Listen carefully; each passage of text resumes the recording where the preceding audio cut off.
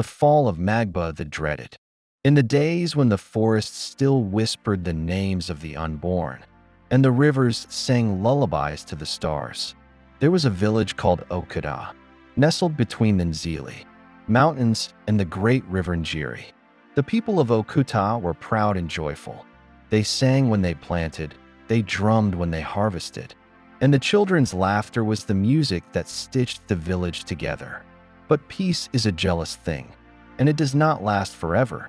It began with a woman, an old woman, bent like a sickle, with skin like cracked earth and eyes that seemed too large for her skull. She arrived one rainy season, carried into the village by a storm so fierce that even the baobabs trembled. Her name was Magba. Her voice was the creaking of ancient doors.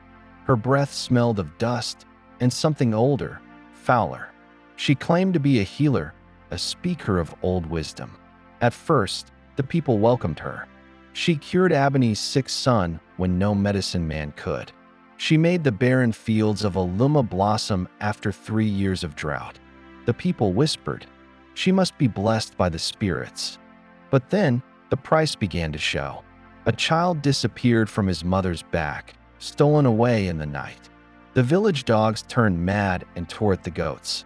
The river Njiri, once clear and laughing, grew sluggish and red. And Magba? She grew younger. Her back straightened. Her hair turned black like oil. Her teeth, yellow and broken before, became sharp and white. The elders grew afraid. They noticed that Magba did not step into the sunlight without wincing. They saw how birds fell dead from trees when she passed. But it was too late. One by one, the elders died in their sleep, their mouths twisted in silent screams. Magba declared herself keeper of Oka, the voice between the people and the spirits. No one dared challenge her. Under Magba's rule, Okuta changed. No child was born without her blessing. No harvest was gathered without a portion laid at her feet. No marriage was celebrated unless her black stone was dipped in the marriage wine. She demanded strange rituals. Every full moon, the people had to dance blindfolded around her hut until they fell from exhaustion. Every market day, they had to spill goat blood at the 4 corners of the village square. Every year, a family had to offer their youngest child to her. For training, she said. No one ever saw those children again. The people of Okuta withered. The songs faded. The drums grew silent. Those who spoke against her vanished. Those who ran were dragged back by wolves with human eyes. She bound the village with fear, with curses, with the iron grip of the unseen. Magba's true weapon was not her spells, it was hopelessness. They believed she could not be defeated, that she was as eternal as the mountain itself. And Magba fed on that belief.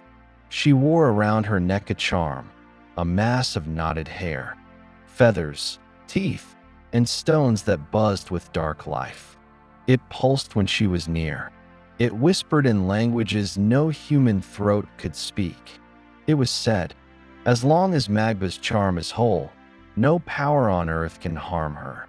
But hope, like dry grass, can catch fire when you least expect. A girl named Onyinye lived at the edge of Okuta, orphaned young by one of Magba's curses, raised by the old drunk Baba Timo. Onyinye was small and silent. She moved like the river mist. No one noticed her, and that was her blessing. One night, under the hollow light of a blood moon, Onyinye dreamed.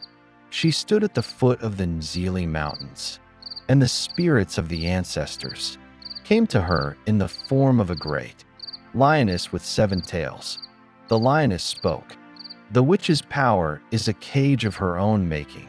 Break the cage, child of dust. Break it, and the bird will tear her apart. Onyinye woke with the taste of ash and honey on her tongue. She knew what she must do. Onyinye gathered the forgotten ones, the weavers with broken fingers, the hunters too old for the chase, the widows whose sons had been stolen, the children who had no parents left. They met in the hollow tree outside the village, the one Magba never dared approach. There, they plotted.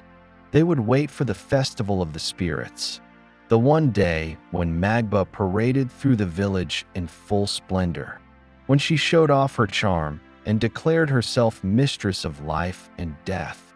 Onyinye knew that was when she would be most proud, most open.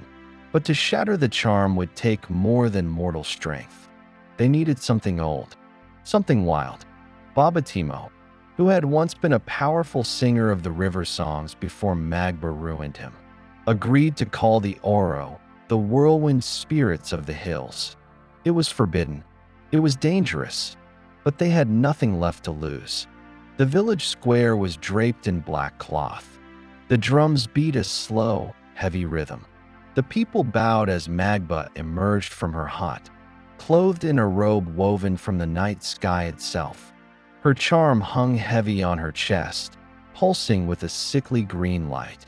She raised her arms, and the people knelt, trembling. And that was when Babatimo began to sing. Low at first, then louder, a song no one had heard in a generation, the song of the breaking winds. The air trembled. The black cloth tore from the huts. The dust rose in wild spirals. Magba staggered, her eyes wide. "Who dares?" she shrieked. Onyinye, from behind the broken well, lifted a stone knife, carved from the bones of the oldest crocodile of Njiri. She ran. The charm saw her. It howled like 1,000 lost souls. But the Oro came. A great whirlwind, silver and red, tore through the square, catching Magba in its grip. She screamed, but her voice was swallowed by the storm. Onyinye leapt, stone knife flashing. She struck the charm. It shattered like glass, 100 tiny spirits bursting free, each one shrieking Magba's name. The witch collapsed, her body shriveling like wet bark in the sun. Her beautiful hair turned to ash. Her fine robes rotted into rags. The people, stunned for a heartbeat, rose as one. They seized Magba. They stripped her naked. They paraded her through Okuta, singing songs of mockery. "Behold Magba the mighty. See her now, naked as the day she lied." They dragged her to the river. They washed her in the mud. They spat on her. They cut her hair, once her pride. And they banished her into the forest of thorns, where the spirits she had once commanded tore at her until her screams became part of the wind. Okuta healed slowly. The fields grew green again. The children sang. The drums spoke. But every year, on the night of the blood moon, the people of Okuta gather by the river. They sing the old songs. They dance the old dances. And they remember, fear is only a master if you let it be. And in the wind, sometimes, you can still hear Magba, a hollow whisper, a warning to all who would think themselves gods.